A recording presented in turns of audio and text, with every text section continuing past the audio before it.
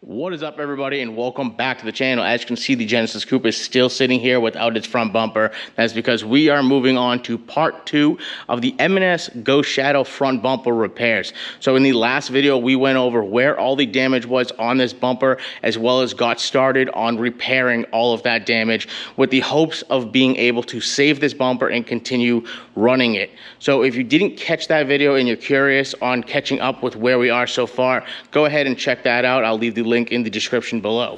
I don't want to spend too much time talking about what we did in that last video because we already made a full video on it. But first thing we did today when I got here is I pulled off the spring clamps right here that were holding on this reinforcement plate on the back side of the crack in the middle of the bumper. So that thing is looking absolutely perfectly, doing exactly what we wanted to do. It feels nice and strong, nice and rigid again. This isn't going anywhere. And then I also took a look at this big giant crack that we fixed last time. So now that everything is dry and secure and we got plenty of ABS slurry on the back side, this is looking once again good as new, super strong. This flimsy area over here looking nice and strong once again. No more waviness, no more flimsiness. Everything is going just as good as I could hope. But in today's video, we need to move on to trying to fill the giant missing void that is in the middle of this bumper. So the first thing we need to do is get this area prepped up, because if you can see down in here, we have a whole bunch of just loose ABS shards right here that are just falling off, as you can see. So we need to get this whole backside of this bumper and this crack sanded up, smoothed up, so we can keep going on this M&S bumper repair.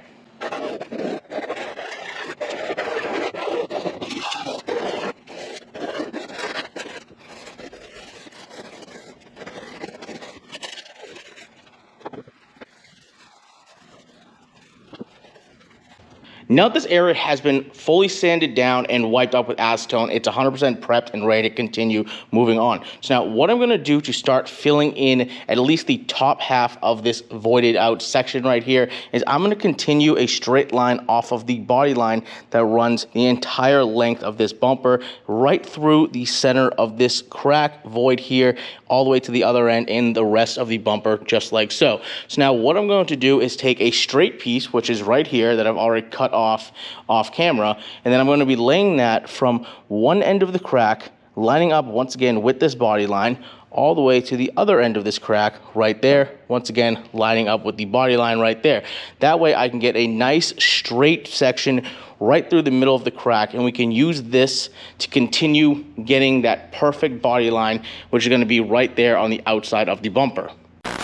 Alrighty guys, so unfortunately, like a complete idiot, I just accidentally deleted all the footage of us gluing and clamping this thing in place. So I unfortunately will not have that for you guys to see, but no big deal. I'll show you what it looks like so far. So like I said, lined it up with this body line on either end and then just kind of pulled the middle down, clamped it up as best as we could with the minimum amount of room we have to work with here. So the spring clamps in the middle holding it in, and then the most important part, which is on the two ends here, we got the metal C-clamps holding that in place. We need to let this thing sit and cure overnight, and that's exactly what we're going to do. So we're going to wrap this up here, and we'll catch back in with you guys in the morning. Alrighty guys, so it is a new day in the garage. I let this thing sit all weekend with the clamps on it. I just removed them first thing I did today when I got in here, and we're ready to move on to the next part of this repair. So now, before we do that, I do want to point out a little thing right here with this nub or ribbing. And if you're wondering what that is there for, it's just simply because I wanted a full continuous straight piece from one end of this crack to the other. Unfortunately, the under tray section that I was working with didn't have a big enough section in between these three ribs to get a perfectly flat piece the entire length. So that's why that's there. I just want to do a little explanation as to why that's there before I go ahead and chop that off and get moving on with the rest of the work here today.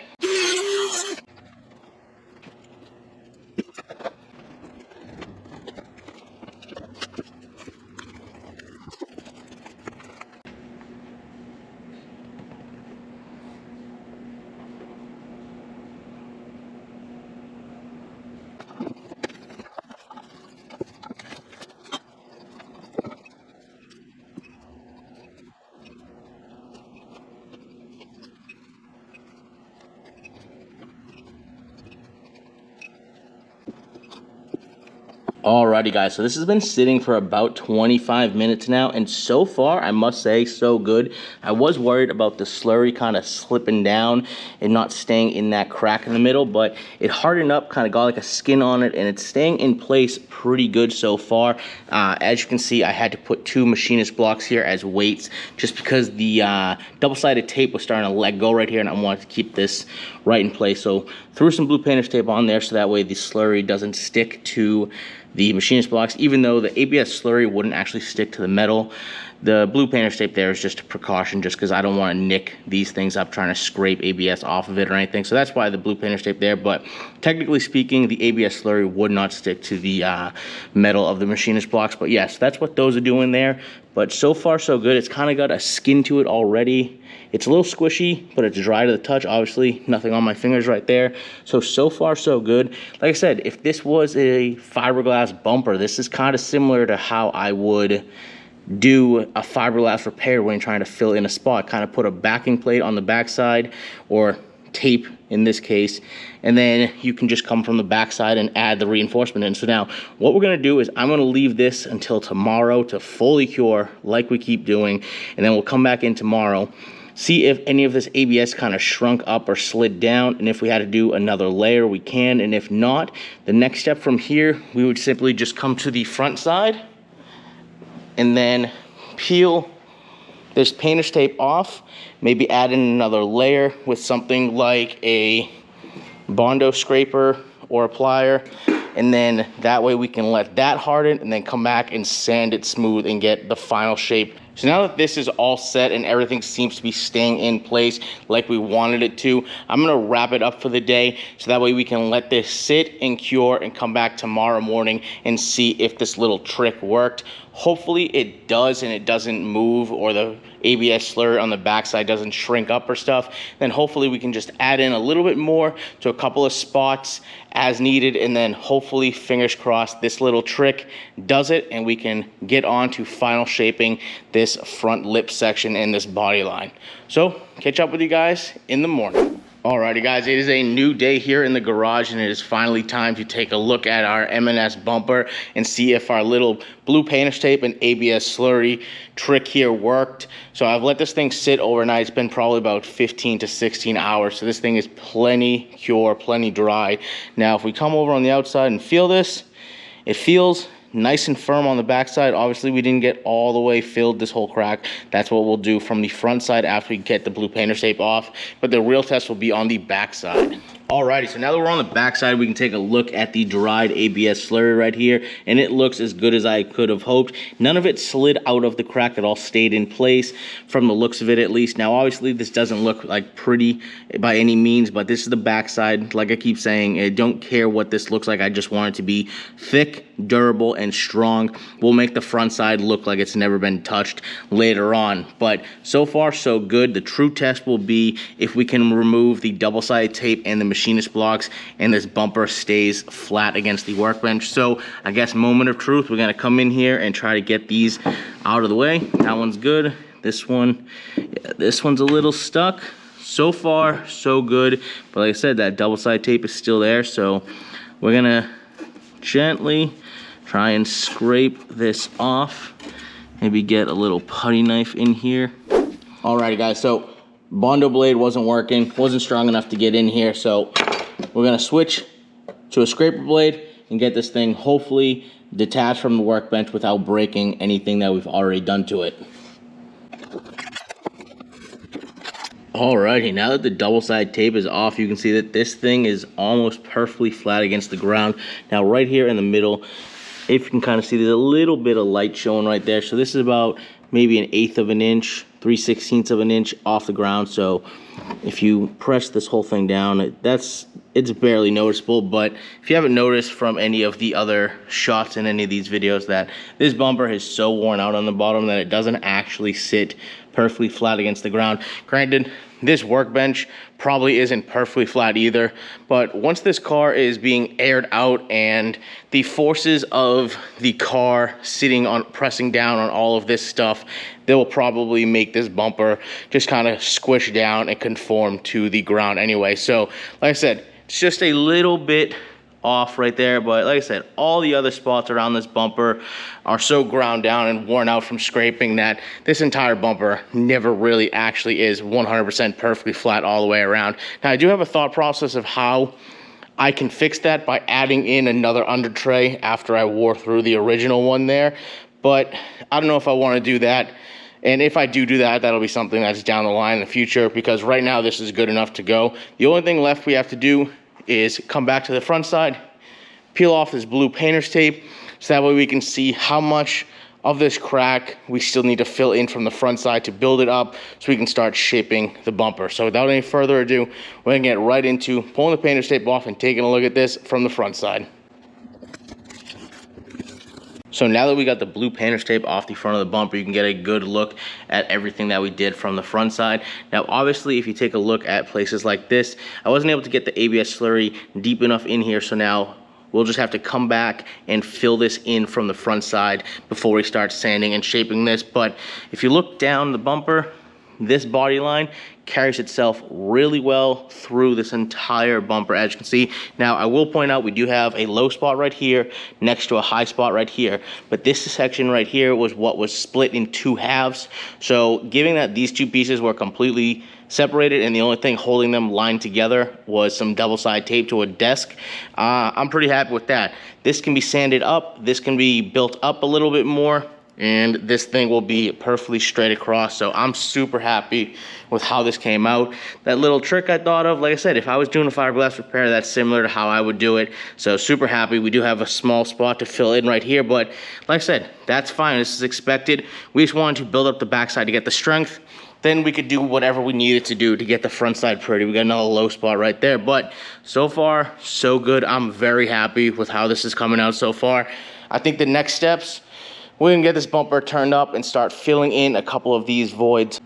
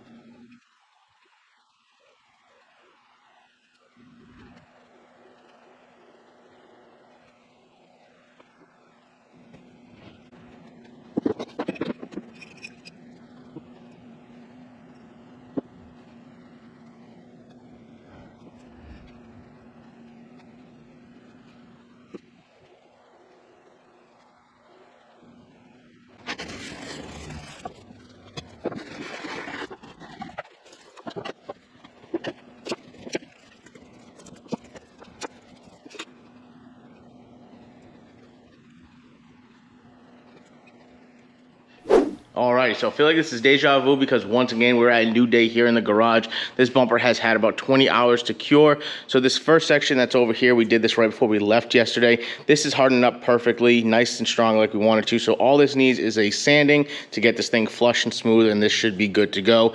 This middle section right here, there are a few sections and pieces to it that are a little squishy, if you can see that right here. Now this is where I poured it the deepest, so hopefully I didn't pour this too deep and that it wasn't able to harden all the way through. I'm also thinking that since the blue painter's tape is there, it didn't give it enough like surface area to evaporate out the acetone that was in the ABS slurry, and that could also cause this not to cure.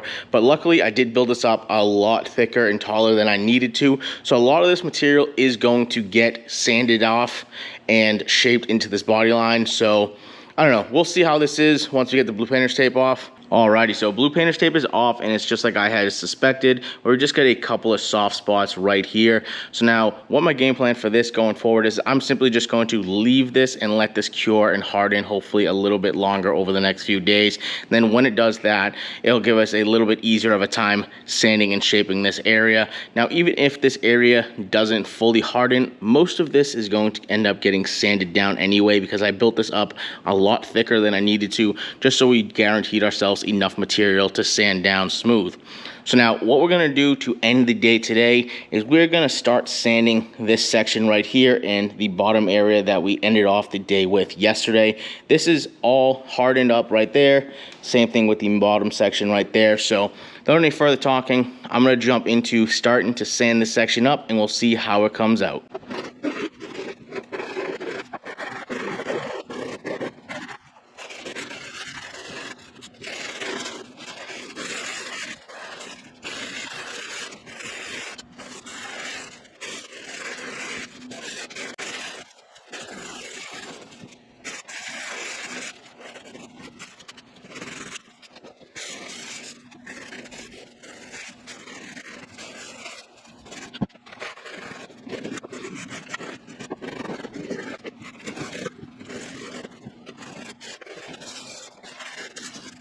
Alrighty guys, and just like that, this area is sanded up to 180 grit and looking really good and really smooth. We got a good shape on this body line right here, then as well as this bottom body line right there. Now there are two low spots on the crack on the front side, and that's going to be right there and right there, but that's right where we had the clamps on the first day we were doing this. So that was expected, but now that everything is smooth, we can see exactly where the low spots are. Come back, just add a little bit of material, let it cure, sand it like we just did, and this area is going to be good to go. The radius we have here looking really good with the file. This inside radius, we have to do a little bit more work, but I just don't have a tight enough radius tool to get in there, so we're gonna have to figure that out at another time.